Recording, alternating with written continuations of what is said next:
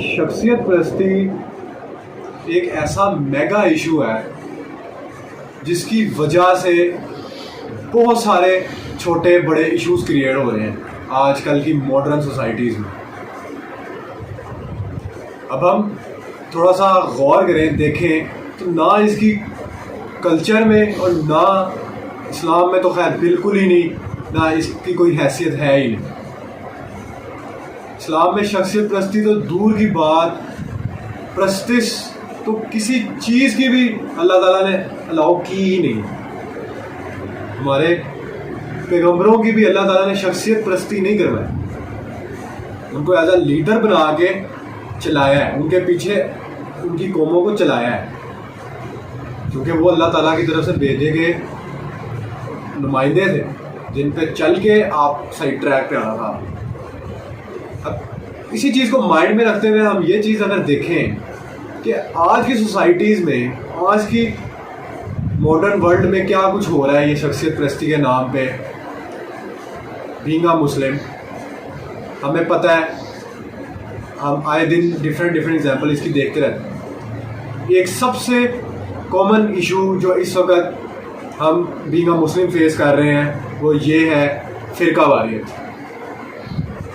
اب فرقہ واریت کہاں سے نکلی ہے؟ اس کے پیچھے کیا چیز ہے؟ اس کے پیچھے یہ شخصیت پرستی ہی تو ہے. آج کتنے فرقے مسلمانوں کے اندر ہی بن چکے ہیں، ہم سب کو پتہ ہے، بچے بڑے ہر انسان کو پتہ ہے کون کون سا فرقہ ہے، کیا کیا ان کے نام ہے، سب کو پتہ ہے.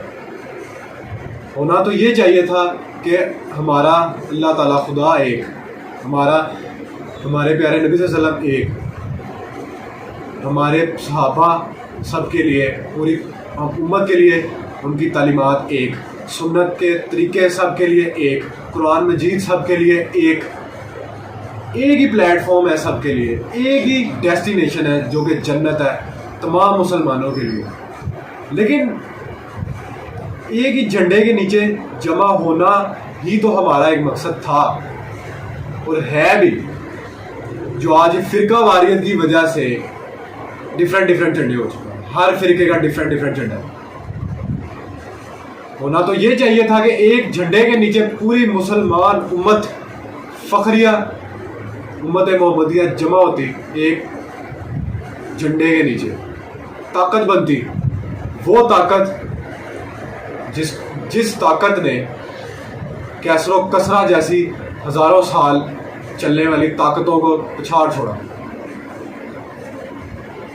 اس کی سب سے بڑی وجہ ہی یہ تھی کہ وہ نبی صلی اللہ علیہ وسلم کے تربیت یافتہ صحابہ تھے، ان کی سیرت پہ چلنے والے صحابہ تھے.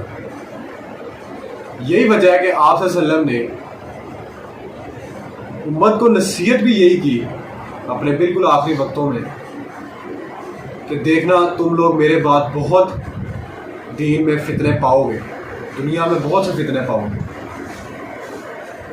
مگر تم قرآن کو مضبوطی سے تھامے رکھنا، صحابہ کے طریقوں پہ چلنا، میرے خلفائے راشدین کے طریقوں پہ چلنا. اب نبی صلی اللہ علیہ وسلم کی نصیحت ہمارے لیے ہے. اگر آج ہم اس نصیحت پہ ویسے ہی چل رہے ہوتے ہیں جس طرح صحابہ چلے ہیں تو آج شاید ہم کبھی بھی ہم پہ زوال آتا ہی نہ. مگر چلو آ بھی گیا ہے، لیکن ہم نے اب اس کو اوور کم کرنا ہے. ہمیں اس فرقہ واریت جیسی ایک ماڈرن ایشو سے نکلنا ہے. اب وہ کیسے نکلنا جائے گا؟ وہ ایسے ہی تو نکلنا جائے گا کہ ہم دیکھیں واٹ از رائٹ، کہ صحیح کیا ہے.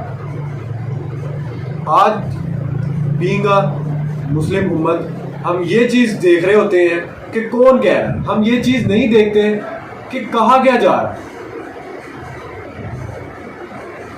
ہر فرقے کے لوگ اپنے جو بھی اس کے لیڈر ہوتے ہیں اس فرقے کے اسپیسیفک، وہ اگر غلط بھی بات کر رہے ہوں گے، قرآن و حدیث سے علیحدہ بھی جا رہے ہوں گے، وہ فرقے کے باقی عام لوگوں کو وہ بات صحیح لگے گی.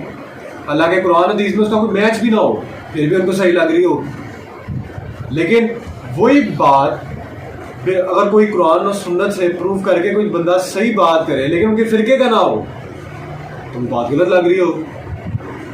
اب ہمیں دیکھنا یہ ہے کہ ہماری سائیکالوجی اس قدر خراب ہو چکی ہے, اس قدر ٹریپ ہو چکی ہے کہ ہم صحیح کو صحیح, غلط کو غلط بھی نہیں کہتے. مینس کہ ہم نے قرآن پاک اور حدیث میں جو صحیح چیزیں ہیں اور جو غلط چیزیں ہیں ہم تو اس سے بھی بہت دور نکل گئے. صرف شخصیت پرستی کی وجہ کے دباؤ میں آ کے ہم لوگ صحیح کو صحیح نہیں کہہ پا رہے ہوتے, غلط کو غلط نہیں کہہ پا رہے ہوتے. ہم اپنی غلطی کو بھی نہیں مان رہے ہوتے, سمجھ رہے ہوتے کہ ہم غلط کر رہے ہیں. جب تک ہم مانیں گی نہیں کہ ہم کیا غلط کر رہے ہیں, ہمیں کیا صحیح کرنا چاہیے, کیا بہتری آنی چاہیے, تو پھر کیسے بہتری آئے گی؟ ایک پلیٹ فارم کے اندر کیسے جمع ہو گیا؟ آج کافی گروپس میں بٹے ہوئے ہیں سارے مسلمان لوگ. ہم کوئی کچھ کہہ رہا ہوتا ہے, کوئی کچھ کہہ رہا ہوتا ہے, کوئی کچھ کہہ رہا ہوتا ہے. مگر ہونا تو یہ چاہیے کہ کوئی بھی بندہ جیسا بھی انسان ہو, کسی بھی فرقے کا عالم ہو, جو بھی ہو, یا فرقہ والے کو نہ سپورٹ کرتا ہو, کوئی بھی انسان, کوئی بھی عالم ہو, اگر وہ قرآن و حدیث پہ چلے, ہمیں بھی چلائیں. ہمارے خاص طور پہ پولیٹیکل لیڈرز, ہمارے وزیر اعظم وغیرہ, سب سے پہلا تو کام ان کا ہی ہے کہ عوام کو ساتھ دے کے چلیں. اگر ہم دیکھیں کہ وہ قرآن و سنت کے مطابق چل رہے ہیں, جن کو ہم سننا بہت پسند کرتے ہیں, تو بہترین ہے ان کے پیچھے چلنا. مگر جہاں پہ اختلاف کریٹ ہو رہا ہوگا قرآن پاک اور حدیث سے, وہ چیز پروف نہیں ہوگی, بے شک کوئی جتنا مرضی بڑا عالم ہو, وہ چیز نگلیکٹ ہوگی ہی ہوگی. اس چیز کو ہم نے چھوڑنا ہی چھوڑنا, کیونکہ قرآن و حدیث سے وہ چیز نہیں ثابت. کوئی بھی چیز قرآن و حدیث سے بڑھ کے نہیں ہو سکتی. جو بھی انسان ہو, جیسا بھی ہو, جتنا مرضی عالم ہو جائے, قرآن پاک اور حدیث سے علیحدہ جا کے چلے گا تو ہم اس کے پیچھے کبھی بھی نہیں چلنا. اس کے پیچھے چلنا بنتا ہی نہیں. کل اللہ تعالیٰ نے یہی سوال ہر انسان سے بھی کرنا. اور آج شخصیت پرستی میں آ کے جن لوگوں کے نام سے حسن مشابہت دی جاتی ہے کہ یہ ایسے فرقہ نکلا, یہ ان کے نام سے نکلا, یہ ایسے ان کی تعلیمات ہیں, یہ وہ جو بھی ہے کہانیاں ہمیں پتہ ہے, ان کے بارے میں اللہ تعالیٰ نے قرآن پاک میں فرمایا ہوگا. ڈفرینٹ جگہوں پہ, کافی جگہوں پہ اللہ تعالیٰ نے فرمایا ہوگا کہ کل کو انہوں نے بھی مکر جانا ہے کہ یا اللہ ہم نے تو نہیں کہا تھا. آپ صلی اللہ علیہ وسلم نے خود فرمایا ہے, بخاری مسلم کی حدیث ہے کہ دیکھنا میری شان کو اتنا بلند مت کر دینا جس طرح حضرت عیسیٰ علیہ السلام کی قوم نے ان کو کر دیا. میں اللہ کا بندہ اور رسول ہوں, مجھے اللہ کا بندہ اور رسول ہی مان. اب دیکھیں ہمارا کلمہ بھی تو یہی کہتا ہے کہ لا الہ الا اللہ محمد رسول اللہ, کہ نبی صلی اللہ علیہ وسلم اللہ تعالیٰ کے بندے اور رسول ہیں. ہم جب تک اس چیز کو ہی نہیں مانیں گے, آپ صلی اللہ علیہ وسلم کے بشر ہونے کو ہی تسلیم نہیں کریں گے, تو پھر ہم تو کلمے بھی پورا نہیں اتر رہے. آگے جو بندہ مرضی باتیں کرتا رہے بیٹھ کے جیسی مرضی, جو اس کا کلمہ ہی نہیں کلیئر, وہ ایک آپ صلی اللہ علیہ وسلم کی بشریت کو ہی نہیں قبول کر رہا, تو پھر کیسے ہم اس کے پیچھے چلیں. آج دیکھا جائے تو مسلمان اگر اس چیز کو ہی صرف اوور کم کر لیں نا, صرف یہ شخصیت پرستی کو چھوڑ دیں اور ایک ہی جھنڈے کے انڈر آ جائیں, اور وہ جھنڈا قرآن پاک کا حدیث سے نکلا ہوا ایک جھنڈا ہونا چاہیے. مینس کہ ڈیسٹینیشن جو ہماری ہو وہ جنت ہی ہو, اور ہم اس ٹریک پہ چلیں تو ہم کامیاب ہوں. اگر ہم اسی طرح فرقہ وارث میں پڑے رہتے ہیں تو پھر کوئی فائدہ نہیں ہونا. ہم نے ایسے ہی آپس میں ایک دوسرے سے ہی لڑتے جھگڑتے رہنا. حالانکہ ہم مسلمان ہیں سب, اللہ کا بہت بہت شکر ہے, اللہ تعالیٰ نے ہم سب کو مسلمان پیدا کیا ہے, ہم ایک دوسرے کے بھائی. مگر اس شخصیت پرستی کی وجہ سے جو کچھ ہو رہا ہے آج ہمارے سامنے، اب صرف اتنی سی بات ہے کہ ہمیں یہ چیز سوچنی چاہیے کہ آیت الکرسی کا وظیفہ کس نے دیا؟ حضرت ابو ہریرہ کو شیطان نے دیا،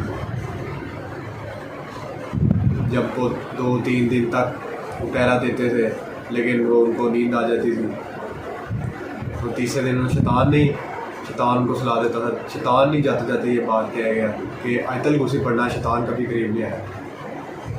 جب انہوں نے آپ صلی اللہ علیہ وسلم سے یہ واقعہ سارا بیان کیا تو آپ صلی اللہ علیہ وسلم نے فرمایا کہ تھا وہ جھوٹا مگر بات سچی کر گئی.